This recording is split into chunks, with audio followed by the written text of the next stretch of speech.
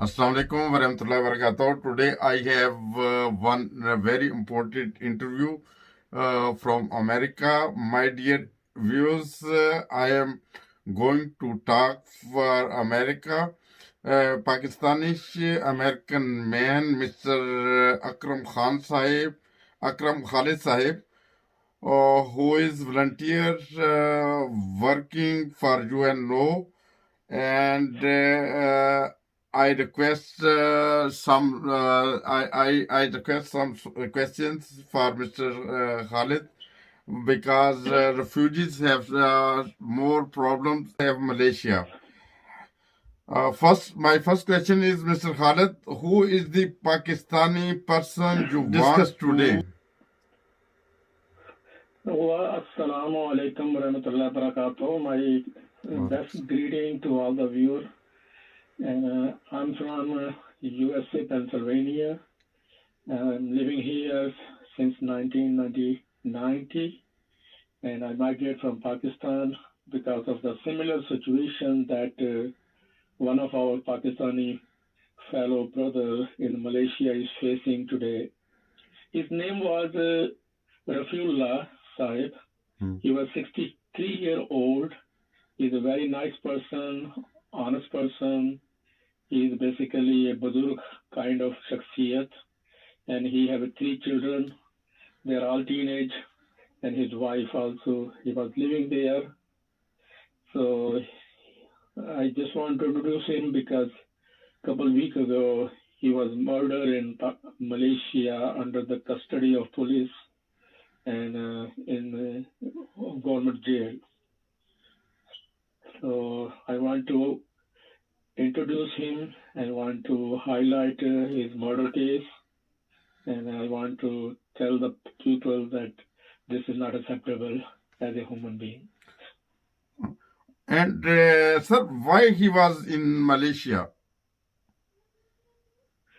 Okay, he actually 5 years ago he migrated from Pakistan to Malaysia because he had a very life-threatening situation in Pakistan. He belonged to Ahmadiyya Muslim community, and Ahmadis cannot call them a Muslim in Pakistan, but they live a terrible life in Pakistan since last 15, 20 years, maybe more even.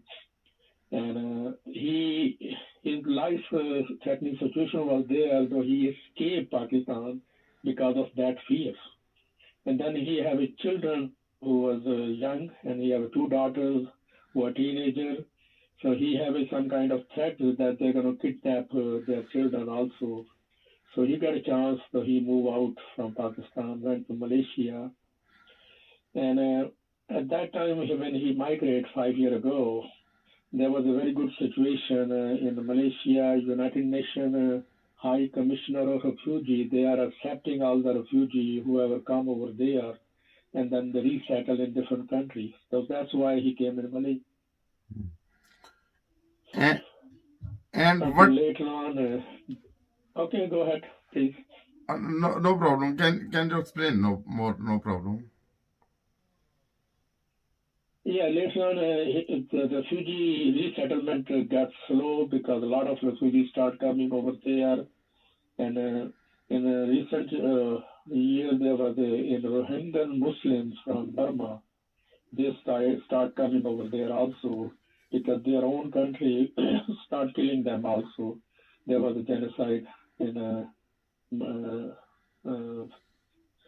Burma. That was a happen, and that actually proved they just start another civil government returned by the army dictator over there. So this was the reason he was waiting for his resettlement. So that's why he captured by a police without. He was very innocent in whatever the case was. I will explain in future what was his case, but he was innocent. But then they tried to force him. They tried to give him a torture until he died. So that's not acceptable. Total anywhere in the world. Okay. And what is the status in Malaysia? His refugee status was already accepted by United Nations High Commissioner of Refugee. So he have a card, which is you can show. I can give you the picture for that in the document which I sent you. And he was a certified refugee, and United Nations was working to resettlement for him. But somehow the Malaysian government is not part of this resettlement, because there was a United Nations asked all over the world country to sign a contract so they can resettle refugees, and Malaysia refused to sign that one. And due to that problem, they cannot resettle in Malaysia. They have to resettle some other country. So that's why he's waiting over there for resettlement. But somehow right now there are I can say maybe 30,000 people are as a refugee in Malaysia. They're living in very miserable condition.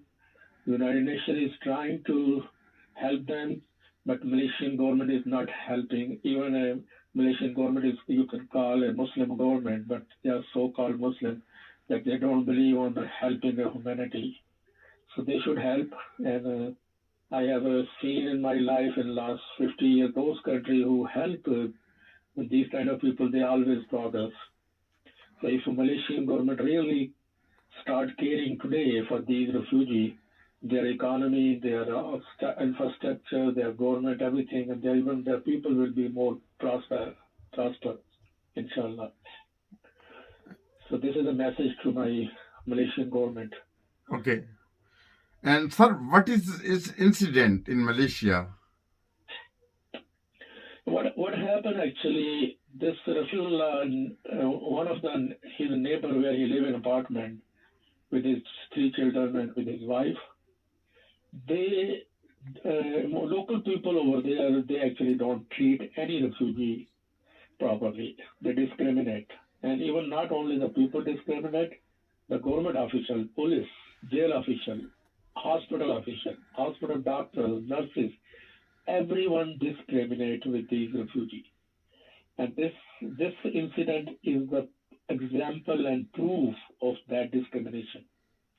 Because they ask him, his neighbor have some cats, and they actually go outside the house and they poop over there, and they make mess over there. So he asked him that clean up this mess. He told me, oh, this is not my cat, this is your cat, you have to poop. So he just refused. But he usually clean up that stuff from the hallway, because he's the person who like cleanliness, because he think Safai is a discipline, cleanliness is the half of the faith as a Muslim. So he helped, but on that day he helped also, but he refused. So after that, his refusal, the guy who was his neighbor, he bring him for brother, and they started beating him over there also, and tell him, never refuse again to me. You have to always listen to me. He treat him like a slave, and he beat too much that he ran away to his house and he locked the door, and they break the door. And we have pictures for that breaking door. And then they went inside and they beat him again, and they beat his wife also in his hand. And then the police came over there to, instead of helping this refugee family, police helped the local people, and they arrested them. They arrested him and his wife also, and they took him to police station. And however, there's one of the NGO, humanitarian group over there, they helped to get out of his wife immediately after a few days from the jail, but they never have a chance to get him out, because they are delaying case in court.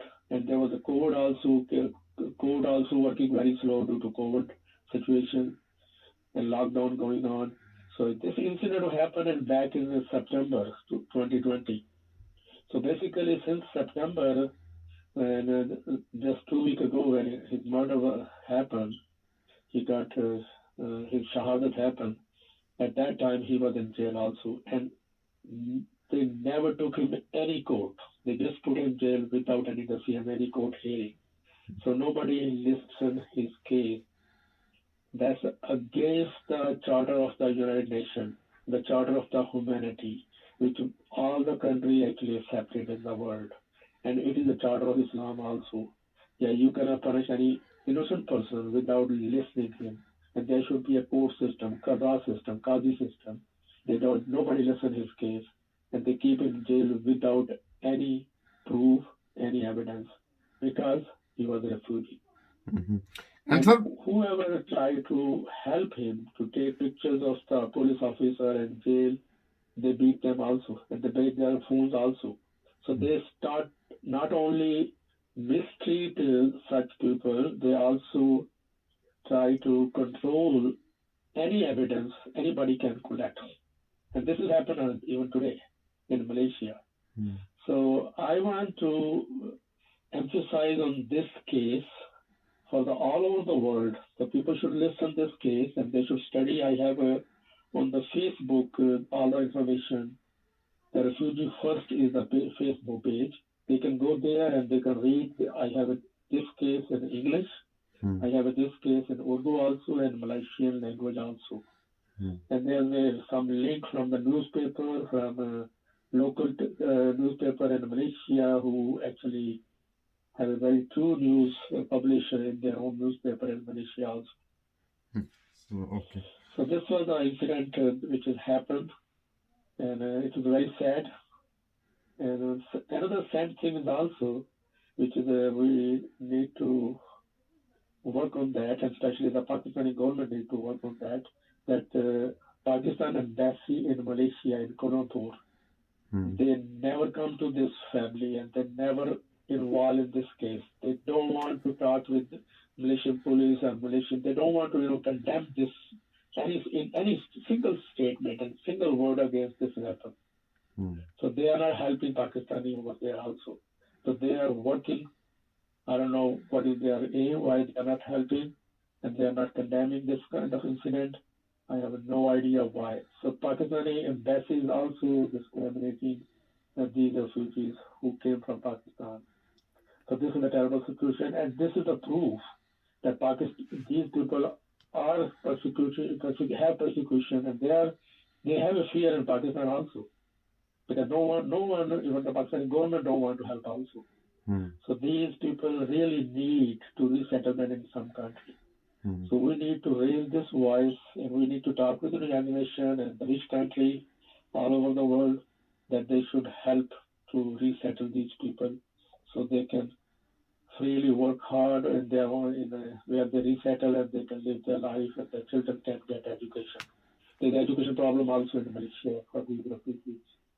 They are not allowed in the public school to go there. They are not allowed to work even.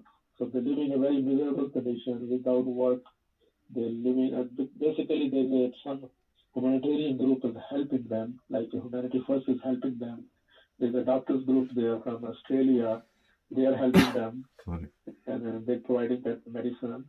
And there's another group, they're providing some food and basic need for the life. Otherwise they have no life.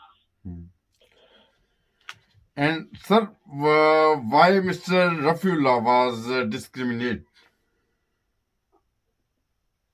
Can you repeat one more time? What is the question? Why Mr. Rafiullah was discriminated? نہیں آپ کی آواز نہیں clear آ رہی ہے. کیا what are you saying actually? آواز اس کا سوری, میں نے کہا کہ وہ مسٹر جو رفیع اللہ تھے انہیں کیوں ڈسکریمنیٹ کیا گیا؟ Because he was a refugee. That's why discriminate. All the Malaysian government officials, government people, police, judges, even jail people, and even local people, they discriminate with all the refugees. They don't think they are the human beings. They treat them like a slave. And we have so many proof for that. And this basically literally a treatment like a slavery should be stopped over there. So we need to pressurize the Malaysian government also for that. So because they think, no, there is no reason to discriminate, but they think these people are coming in our country and they don't have a right to come over there. They never think that why they come here. They came because they have a fear in their own country, fear of life. There's a life-threatening situation for them in their own country. But now wherever they are under the umbrella of United Nations for the Refugee Resettlement Commission, they have a problem over there in these countries also, especially in Malaysia and Thailand, these two countries. And sir, his life can be safe. What you think? Oh, sure, his life can be safe if Malaysian government provide the justice to all the refugees. And I want to ask the Malaysian government, they should investigate this incident. And I already requested here in America also with the Malaysian embassy. I sent them a condemnation letter and asked them provide the justice. So if Malaysian government investigate and provide the justice, they will find out the why he was killed in a jail. That is not a single country in the world where a person already in jail or in police custody and he have to kill. No. That's a totally responsibility of the police and the jail officials and the government officials. They need to modify and they need to be straight up their jail system, especially for refugees, not for their own people. So sometimes few refugees, when they arrest, they put in jail, they ask even money. Give the money, we will treat them okay, or we maybe let them go home. That's happened many times. But this poor man have no money to pay them. Mm-hmm. They ask for money. So this is a terrible situation in Malaysia and even in Thailand also, that their government need to be come up and do justice. If they will not do the justice, they will be go against them. One day their own citizens will be stand up against them also due to this injustice. Because once you start injustice, there is no justice, no peace. That start automatically everywhere. So keep in mind. So government of Malaysia need to investigate and bring all the people in court and give them punish that why they killed this person. If his situation was so bad that he is dying, they should take him to the hospital. And his brother-in-law told me he took a lot of time to medicine to his jail, and they asked the government official that please provide these medicine. This patient, he is a patient of diabetes. He needs medicine. They never medicine give him. They even never allow him to meet him in jail. That's against any standard of humanity. Not only Islamic teaching, any standard of any religion doesn't like this kind of straight. Okay, and Mr. Khalid, what do you are doing now this situation? Okay, I'm working with many organizations right now. Here in America, I'm trying to, first of thing, I want to give justice to Rafiullah murder and to his family also, because that's the best thing to bring the peace to his family and his children, his wife. So how I'm asking for justice, not only Malaysian government and Malaysian embassy and here in America, I'm trying to contact with the United Nations. I'm trying to contact all the NGO in Malaysia and few NGOs in America also, and European Union also. I'm asking for European Union Human Rights Commission and the Human Rights Commission in America also, and I'm asking the ambassador of the United Nations, American ambassador to the United Nations, asking him and the President Biden also, and his vice president also, and even local senators in our Pennsylvania state and Congress representative for our Congress. I'm asking, requesting them and sending this report to them that please pressurize the Malaysian government to bring justice, provide the justice to this family and death of Rafiullah. They need to investigate, and fair investigation. They need to do. They need to stop this kind of murder. And this is the not first murder, I believe. It might be happened before, but it was that they are ignored. And it's going to happen again if nobody take serious action. So this is my movement to provide the justice. And I want to start an awareness program for this kind of mistreatment, discrimination, what is happening in Malaysia and Thailand against the refugees. And I hope our voice, the higher authority of the European country and America and Canada, they will listen our voice and they will provide some solution for that, and they might be help to these refugees who have a problem in Malaysia and Thailand.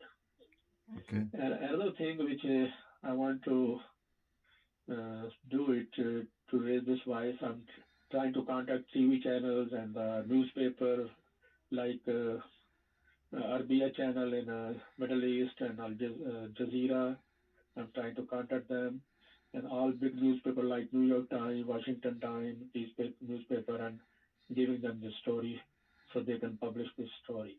And right now, actually, one of the journalists working in Australia, and there's the woman, she's trying to get more information, and she told me she's publishing this story in their newspaper. The Sydney newspaper, there's a big newspaper in Sydney, I don't know the name, but she called me and get some information from me. Okay. I hope other newspaper will follow also, and this new story will publish, and ultimately public and the world people of the world, they will pressurize the Malaysian government and Malaysian police. They need to stop this kind of behavior. Okay. And sir, what should we do now? I think I will request all the people who are listening this program, they should spread the word, this Shahadit and this murder. They need to spread the news, spread the terrible situation to everyone, and they need to ask every person, every human being, that they need to raise their voice wherever they are. Even they're living in a very small town, they need to raise this voice. Okay. And that's the main thing. If we can do this one, even if you have a very small town and a small newspaper, you just send there's a information, every newspaper have a submit a letter to editor. Just go there and submit this incident to the editor. They will publish it. And might be they will call you and ask you. Then you can give my number to them. And I want to share my number here also. You can share on your screen. I have my cellular number and my WhatsApp number. Both are same number. This American number +1-717-404-4678. They can contact me. I will share the honest information what I have. I have hundreds of pages and pictures of this incident and this whole story of this murder. So we need to provide, if anybody need, any newspaper, any TV channel, any radio need, we should provide them. Okay. So that's if everybody start providing this information to their local media, it automatically spread all over the world like a viral. It is already spreading right now, but we want everyone just add your effort also for this one. This is the message to who's listening this, watching this video. Okay. And do you think this